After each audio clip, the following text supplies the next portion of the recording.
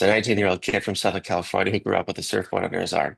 I was pretty naive, to be honest, especially in the football terms. We say the strongest survive, but if you read it properly, it's the one who adjusts better. Are you a good adjuster to new environment, to new way of coaching? It's something we actually look at when I bring in younger players to our first team.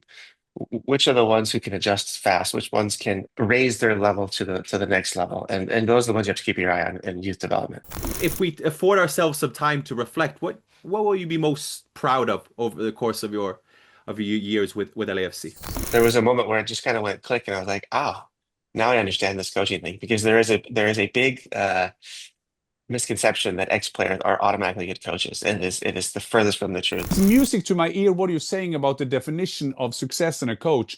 Because can Pep do De Bruyne better? Yes, he could. Could Jurgen Klopp do Salah better? Yes, he could. I mean, that is a definition of a coach. And I think when I hear what you're saying, that is what it's all about, to do player better. Big celebrations. Ended up in first in our group. Celebrations carried to the locker room and enjoying a nice cold beverage with Bill Clinton.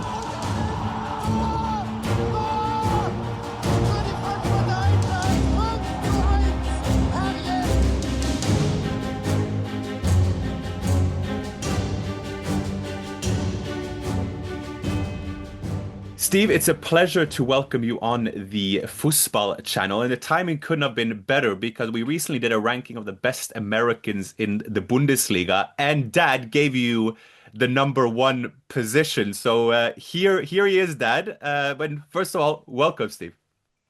Well, that's a big thank you from my side, then, Jan. I appreciate that. No, there was some good competition there, but deservedly so. And I guess we wanted to start from the beginning, having played college soccer myself, but then to see you having made the move from college soccer over to Hannover. Just explain how that move came about. Well, as a teenager, I was fixated with European football. I had English coaches growing up, had a few trips to Europe with my club team, but also the youth national team. And I knew that's where I wanted to end up. I didn't know the path, of course, and I had an opportunity. Um, in the summer of '98, we were in Germany and with the under 18 national team. And some eyes were interested in what I was doing in the field, and they asked for me to come back 6 months later for a probetraining or trial.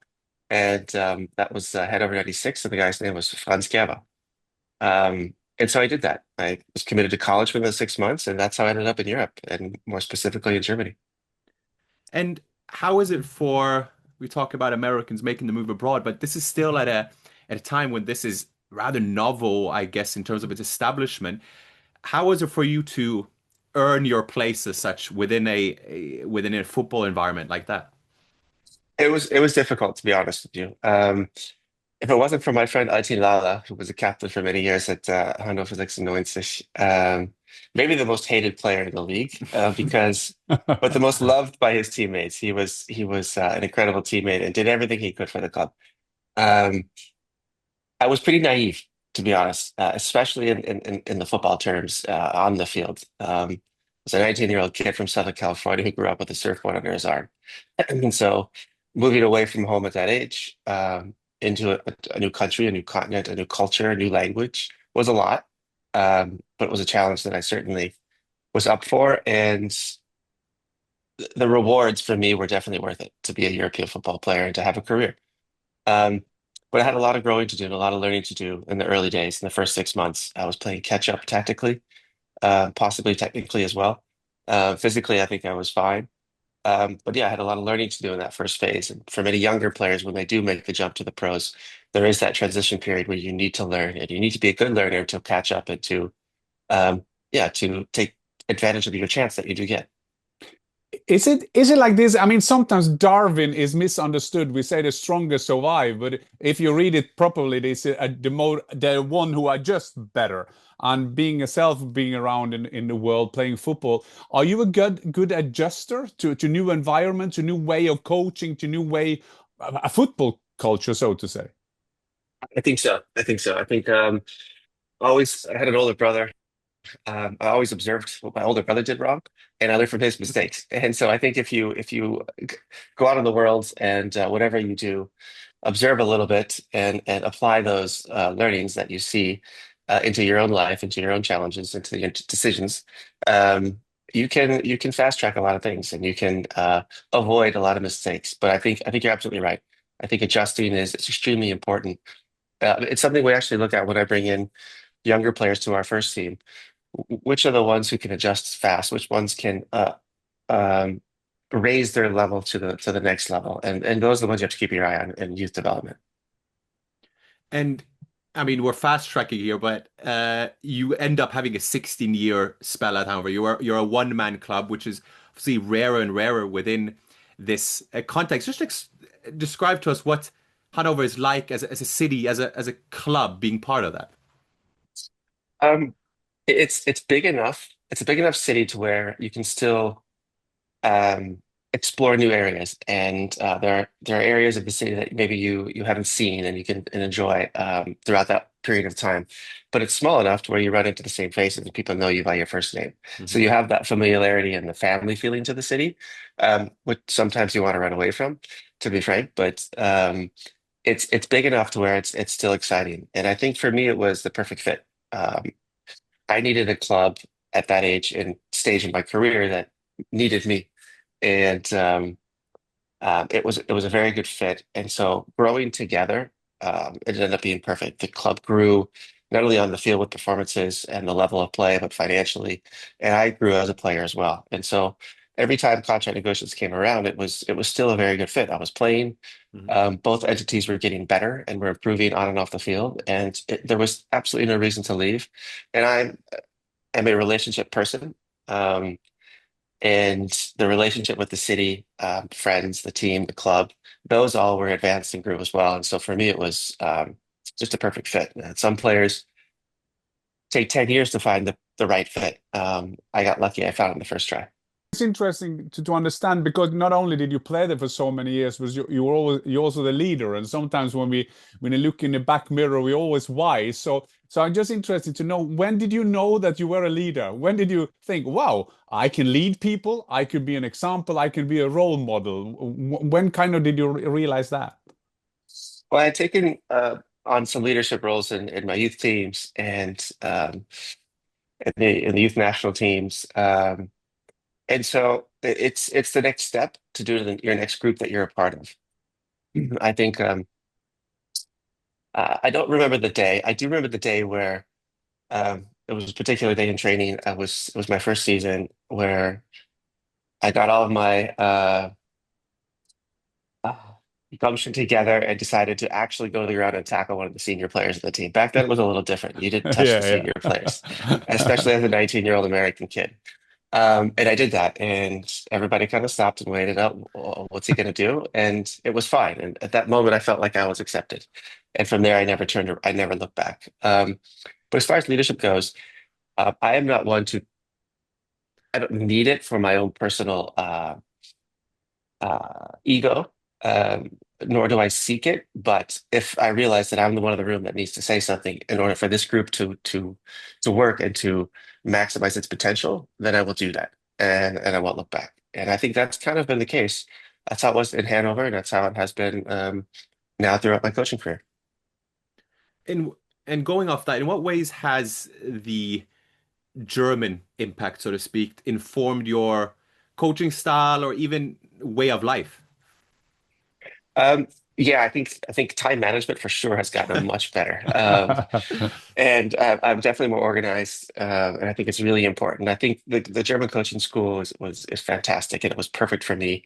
I'm a very relaxed, easygoing person, Hmm. and German football is everything but that, as we all know. And it really balanced me out in the football world to be able to stay focused, to be prepared. Being a coach is 90% preparation and maybe 10% improvisation in the moment. And I think that preparation period of understanding how to develop sessions for a micro and macro cycles is really important. And to have the belief that it's going to work, that's what German football gave me. And I've been able to apply that here. into an MLS club, Los Angeles Football Club, and it's been quite successful. Because I saw your career and I saw your steps. We're starting at Hannover in the youth teams, and we all know that the German school of education of coaching is brilliant. But then when you went back to the USA and you're gonna sell in your ways of thinking, I just you will use your skill as a adjuster, but still to get that way of thinking, that way of planning. What was your sell? What was your pitch? Yeah, it wasn't easy. Because I understand the American mentality, I understand the tactical foundation of the players here. You can't come in with a sledgehammer and say, "All right, this is the way." It has to be piece by piece, and you start with your staff. My staff, when I first came, was a little skeptical about maybe working in cycles and building a foundation first and trusting the process. It is a long period, and we have to peak at the end of the season, not on match day one. And having them trust that, took a couple weeks, maybe a couple months, but eventually everybody got on board and realized, okay, we're onto something. And yeah, so there is an adjustment period, and I think it really helps understanding the American football background. Because if you do, then you can apply it at the right pace. We're now looking forward to the World Cup. We just ended the Club World Cup, all been in the US. With America's ambition to become one of the big soccer nations as such, and with your reference point being in Germany, where does the US have most to gain from a coaching and player development approach or system, so to speak? Yeah, I think coaching and youth development is a hot topic in the United States right now. I think um, eh, differences in other countries in Europe. I think the federations in European countries are the ones who really control the competition structure, the coaching licenses, and make sure that that the filter is going towards the top and the best players get progressed. It's a little different here, and so it's harder to really find our top talents in a regular fashion, and also in a way that the best players are definitely going to progress to the next level. A lot of them get lost here. A lot of them just kind of get lost in the cracks. It is pay to play here, which makes it difficult for some to move up the ranks. And so until we get that sorted out, I think it's still going to be a little hit and miss. And I think the coaching schooling, um, at the grassroots levels, also needs to improve. But having bigger tournaments like we've had this past summer and the one coming next summer are always, uh, I guess, big engines to move this forward. It happened in '94. It happened with the MLS starting in '96. There's always been a few key moments in the past 30 years where the game has been progressed in this country, and we're really looking forward to next year at being one of those. And at that moment, you are leaving the country. I mean, they need all the coaching skill in the world now going into the World Cup and in a new progress. And where I'm sat today, it's 10 minutes away from where Bob Bradley went to Stabæk in his first stint. He was very successful, and he not that successful the second time. But I mean, when you go to Europe now, is that also to kind of get more education? Of course, you will go into a job, but is it also to get more in inspiring knowledge? And tell us about that idea. Yeah, it's a little bit of both. This crazy world we live in is not just for me about football. It's also about relationships and family. And my little family and I, we tackle this together, and everything we do together. And so, as you guys know, this world is not it's not family friendly sometimes, and you move around from city to city, and it's very volatile. And so we are looking to choose, or we are looking to do projects or get into projects that is also good for us as a family. Having that said, I part of the reasoning for moving back to Europe is to reconnect with the European game, to be closer to the newest trends, to be closer to some of the clubs that are very interesting to me, who are working um, towards a finished product, if you will, and not just surviving week to week. And I think those are the environments that I want to be close to, want to learn from, and if possible, be involved with. So yes, there is the professional side of me wants to get closer to the European game again, to also keep my brain ticking and moving and making sure that my education and refreshment of my education stays at the highest level. You have the most winningest record in the MLS from having started in 2022. You won Supporters Shield, you won MLS Cup in your debut season, 6 finals in 3 years, I believe. And it's a tremendous record. You reached the Club World Cup following the one-time playoff game against Club America. If we afford ourselves some time to reflect, what will you be most proud of over the course of your years with LAFC? My understanding or my definition of coaching is the person or the group you're in charge of or you're coaching to really just maximize their potential. And this could be a 14-year-old boy or girl, really understanding the limitations, the expectations, but also the potential in every human being, and trying to reach that potential, um, and not accepting mediocrity. I think this is what makes me passionate about this job, and this is why I do it. And at LAFC, you're in a city where um, you need to win. It's a very competitive city. I think we have something like 12 other professional organizational sports teams. And if you aren't successful, then it's going to be difficult to fill stadiums. And so we are under a lot of pressure, but it's a challenge we accept. And so having that said, we always are going to build a roster to compete. And then it's up to us now, the technical staff and the players, to fulfill our potential.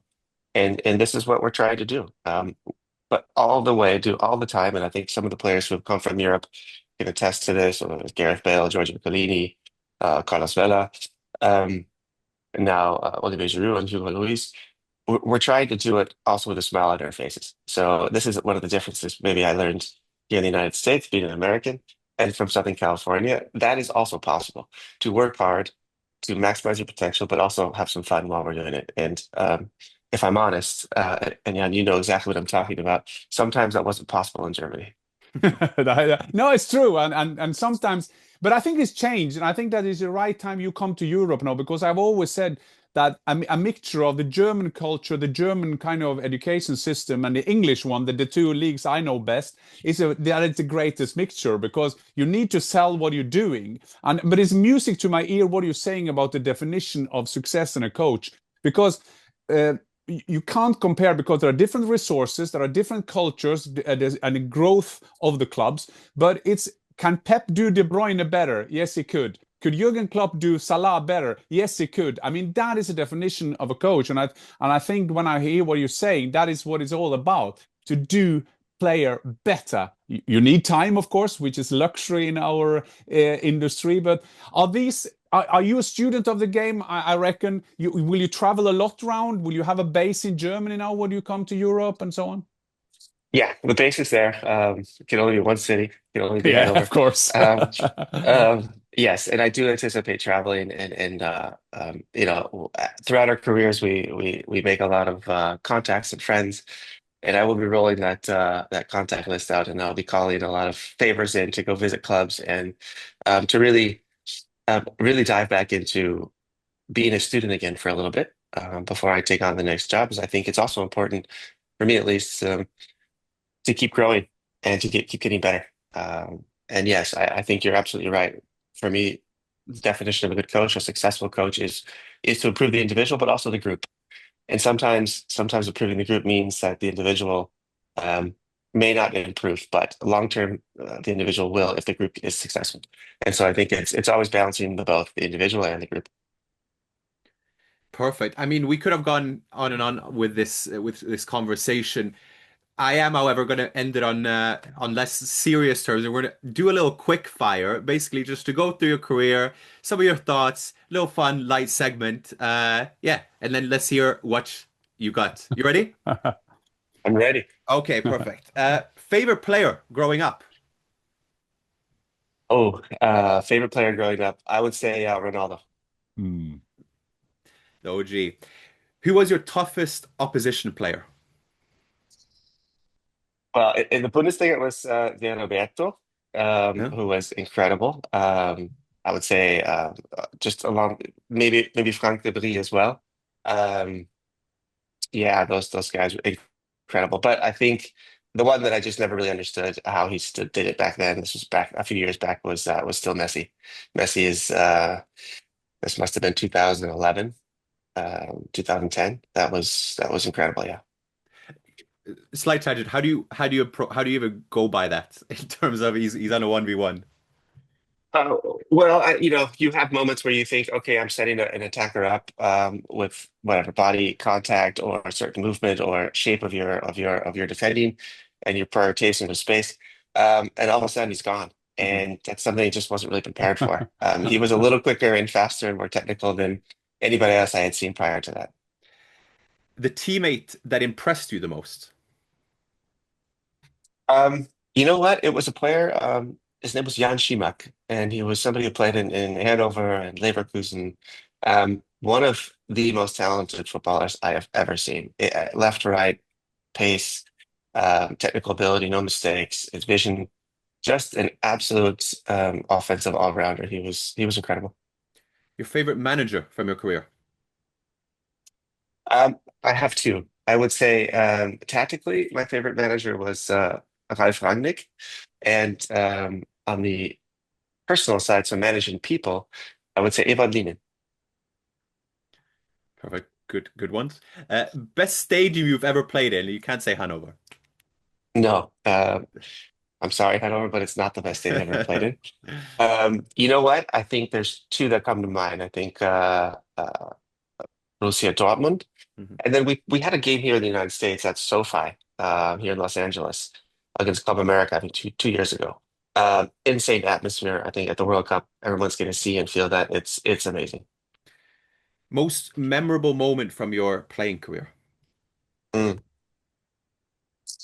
I think you always have. I had the pleasure to play for my country, so I think there's two moments. Um, One was at the 2010 World Cup, and the dying seconds of the game against Algeria in the last group game. We Mm. ended up winning that, and big celebrations. Ended up in first in our group ahead of England, which was incredible for us, an incredible moment. Celebrations carried to the locker room and enjoying a nice cold beverage with Bill Clinton. That was something that where the nicer side of sports, where politics and sports do collide. And I think on the club side, um, qualifying for the Europa League and then seeing the fans come out for our qualifying match against Sevilla in Hanover, the city, the atmosphere. I don't think has ever been like that, and I hope I hope one day we can recreate that in Hanover at some point. And then favorite moment from your coaching career? Yeah, that's important. You know, as far as winning goes, I think the last title you win is always awesome and the most important. But the I think the MLS Cup was pretty special the way it happened, and so that for sure is right up there. And emotionally, this last game, this playing game against Club America, I think the atmosphere in the stadium, the emotions in the stadium, they were very close to the MLS Cup final. Um, but I could also tell you something that was important to me was a youth coach in Hanover. Um, there was a moment where it just kind of went click, and I was like, oh, now I understand this coaching thing because there is a big misconception that ex-players are automatically good coaches, and it is the furthest from the truth. It is a new skill set you have to learn, and it takes time, and it takes effort, it takes an open mind. Um, but seeing the reaction of the players face when you do create a drill or you create a session, and they're learning in real time, and your session helped them to do that. That was a little bit of an aha moment for me. And then last couple. Who's the best American to ever play in the Bundesliga? Oh, I'm going to say Claudio Reyna. Hmm? Good one. Good one. He was there. He was one of the candidates that. And Yeah. then last one. If you were to host a fantasy football dinner, which three football legends, living or deceased, would be invited? Oh, wow. Great question. Messi. Mm. Um, I need Ronaldo on there. And I think I'm going to go with Clarence Seedorf. Mm. Good dinner. Good dinner. Yeah, one of I, my favorite players as well.